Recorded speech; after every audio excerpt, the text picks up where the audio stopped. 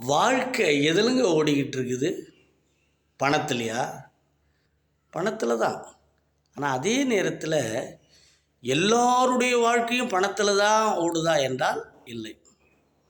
அடிமட்ட தட்டுக்களில் உள்ள கோடிக்கணக்கான மக்களுடைய வாழ்க்கையெல்லாம் நம்பிக்கை என்ற 5 எழுத்து அச்சாணியில் தான் ஓடிக்கொண்டிருக்கிறது. நாளை எழுந்திருப்போம், வேலை கிடைக்கும், சாப்பிடலாம், பிழைச்சிக்கலாம். வாழ்க்கையே அந்த நம்பிக்கையில் தான் ஓடிக்கொண்டிருக்கிறது.